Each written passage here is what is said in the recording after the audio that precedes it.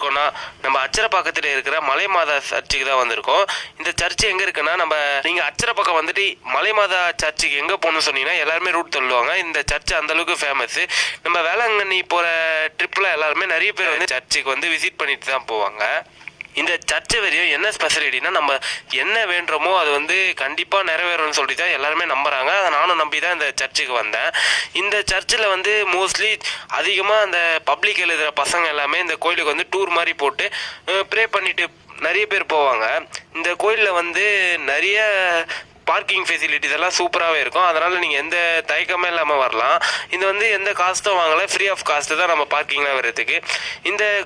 இந்த சர்ச் வந்து எப்போ பில்டு பண்ணாங்கன்னா 1963 தான் இந்த சர்ச் வந்து பில்டு பண்ணாங்க. இந்த சர்ச்சை பொறுத்த வரைக்கும் சைலண்டாக சூப்பராகவே இருக்கும். உள்ளே போனோடனே ப்ரேயர் பண்ணிட்டு இருந்தாங்க. சரி நம்மளும் உள்ளே போய் ப்ரேயர் பார்க்கலாமே எப்படி இருக்குன்னு சொல்லி போனோம்.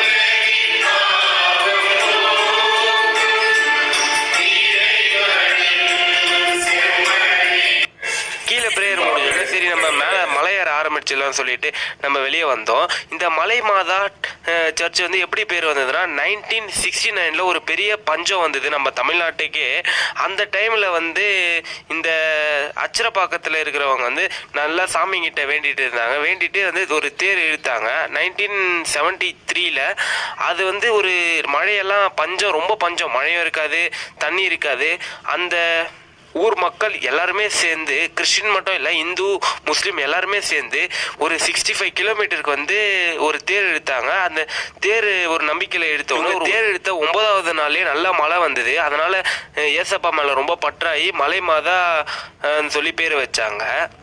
நம்ம இந்த மலை ஏறும் போதே நம்ம நிறைய விதமான சிலைங்கள்லாம், ஏசப்பா சின்ன வயசுலேருந்து உருவான சிலைங்க, அதே மாதிரி இந்த சர்ச்சு உருவான கதைங்க எல்லாமே சூப்பராகவே தத்துருவமாக அந்த சிலை மாதிரியும் பண்ணியிருப்பாங்க. சின்ன சின்ன பேனரும் வச்சுருப்பாங்க. நம்ம மலை ஏறும் போது விஷயங்களை நம்மளே புரிஞ்சுக்கலாம். ஆனால் இந்த மலை ஏறும் போது நீங்கள் மறக்காமல் கண்டிப்பாக தண்ணியோ இல்லை ஜூஸோ நீங்கள் எடுத்துகிட்டு வந்துருங்க. ஏன்னா மேலே வந்து கடைங்கள்லாம் அவ்வளோ இருக்காது. நம்ம வந்து மண்டே டைமில் வந்தால் நீங்களே பாருங்கள் மேலேருந்து பார்க்குற வியூ எவ்வளோ சூப்பராக இருக்குன்னு. உங்களுக்கு எனக்கே பார்த்தோன்னே ரொம்ப ஒரு ஆர்வமாகவும் சூப்பராகவும் எனக்கு ஃபீல் பண்ணேன். நம்ம வந்த டைமில் வந்து அவ்வளோவா ரஷ் இல்லை. இதே சண்டே டைமில் வந்தால் ரொம்பவே ரஷ்ஷாக இருக்கும்னு சொல்லி சொன்னாங்க. இந்த மேலே வந்தோடனே இந்த ஏசப்பா வந்து அங்கே ஒரு ஏசப்பா இந்த சிலை காமிக்கிறால இங்கே ஒரு ஏசப்பா இருப்பாங்க. மொத்தம் 3 சர்ச்சு மாதிரி சின்ன சின்னதாக வச்சுருப்பாங்க. ரசிப்பீங்க. இதே நம்ம ஈவினிங் டைம்லலாம் இந்த மேலே வந்தால் வேலைக்கு ஆகாது. இதே நீங்கள் காலையில் டைமில் வந்தீங்கன்னா சூப்பராகவும் இருக்கும், நீங்கள் என்ஜாய் பண்ண மாதிரியே இருக்கும். நிறைய பேர் வந்து அவங்கவுங்க சின்ன சின்ன ஆசையை நிறைவேற்றுற மாதிரி சின்ன சின்ன வீடுங்கள்லாம் கட்டி வைப்பாங்க. நானும் அந்த மாதிரி ஒரு வீடு மாதிரி கட்டி வச்சேன். ஏன்னா ஒரு நம்பிக்கைன்னு தான் நானும் சொல்லுவேன். நீங்களும் இந்த மாதிரி எதனா கோயிலுக்கு போனீங்கன்னா சின்ன சின்ன வீடெல்லாம் கட்டி சாமிக்கிட்ட வேண்டியிருந்தீங்கன்னா மறக்காமல் கமெண்ட் பண்ணுங்கள்.